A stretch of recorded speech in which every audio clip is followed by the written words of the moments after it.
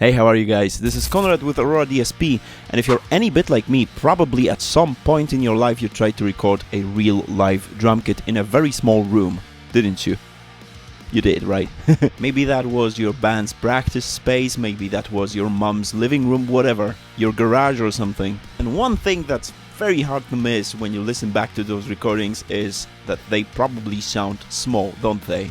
While they might sound small now, don't worry, because today we're going to look at some solutions. Okay, first of all, why should you even care, right? Why should you care about your drum room track? One thing you might not actually realize if you're not very experienced in recording and mixing drums is that the drum ambience, drum room track is actually a large part of the sustain of your drums and how big and how full they sound.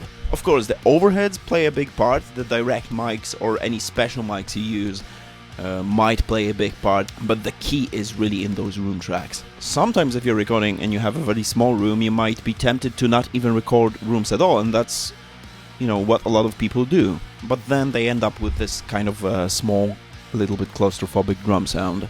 So when you think about this, a lot of the classic, recognizable drum sounds actually have a very pronounced, very present room sound to them.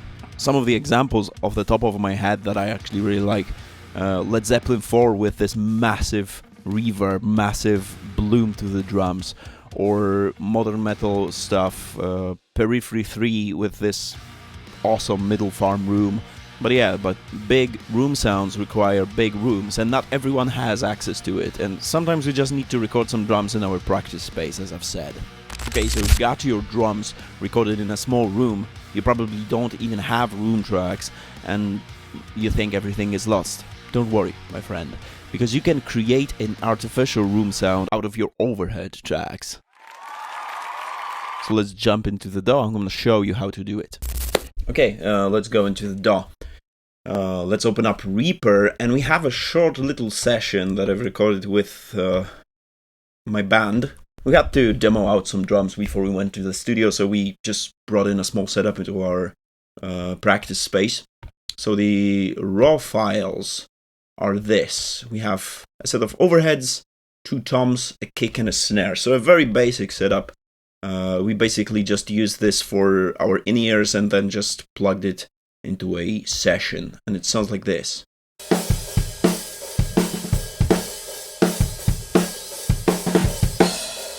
I mean, nothing crazy, right? I mean, you can tell that this room is not big, right? Like, you have this very close, claustrophobic feel to, especially to the shell's decay, right? And without the room, without the fake room, they sound like this. I have this folder called Fake Room, and it sounds like this. Okay, that sounds like a room mic. That sounds like a room mic in a very big room. Okay, so that's pretty cool. So how do we do this? First of all, I create a send from the verb, from the overheads to something I'm calling the verb track. And okay, when you think about this, what kind of characteristics does an actual room mic have? A room mic, especially that you place further away from the drum kit. When you place something away from the source, the top end of the signal of the actual recording gets rolled off because you stand further back, you don't hear as much high frequencies. The transients are not as pokey because, again, there is a lot of air mass that is moved and the transient gets lost.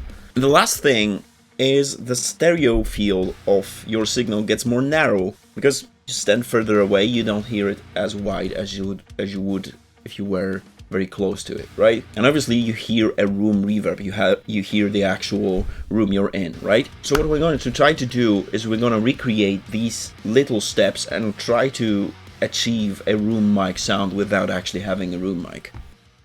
We've sent in our overheads, pre-fader, pre-effects to this separate track.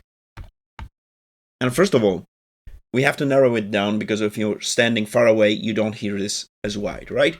So, for that, we're going to use a stereo field manipulator plugin from Kilohertz. This is without the plugin.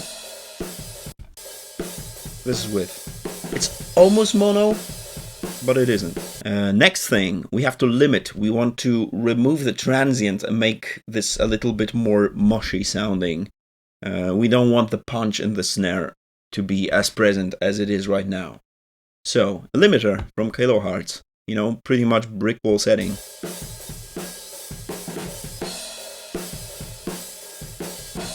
You know, little softer, little pieces. Next thing, what I told you about, the high-end roll-off. You know, EQ, low-pass filter.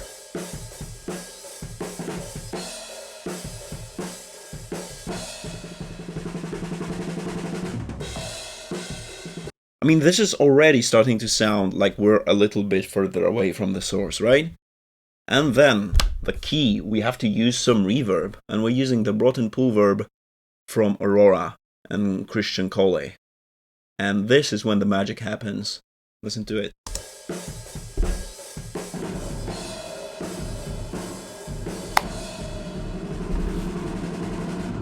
Okay, so let's have a look at what we used here.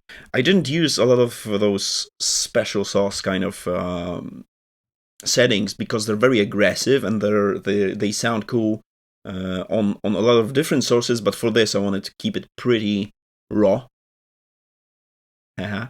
I've used a lot of the meat dial. Far setting, midway between dark and bright. I am letting in some of the dry signal, like this, 72% wet. So it suddenly sounds like a massive room. I love it. And then some tightening up of this thing here, cutting some boxiness, high passing, you know, cutting some harshness. Sounds really sick. So that's one thing you can do. If you want to bring it to the next level, you actually can use room samples. So if you want to do this, you want to send your kick, snare, toms, whatever you want to use, to a separate track. And here you want to drop in slate trigger and drop in a room sample. Right? Kicks, snares, toms, you know, the whole deal. And when you mix that in with the fake room that you create out of your overheads, it sounds really sick.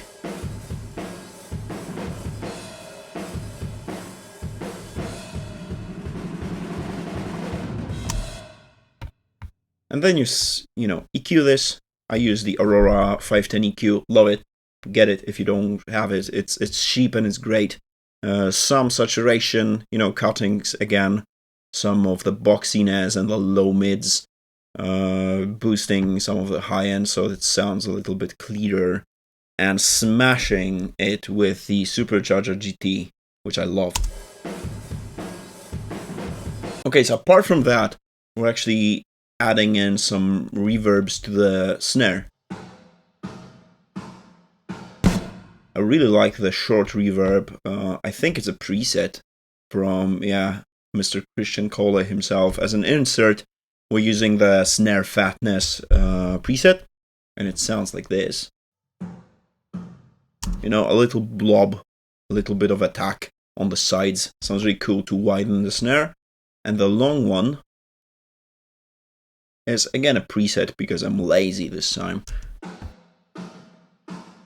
Something like this. Big filthy drums. Just on the snare. Everything together sounds like this.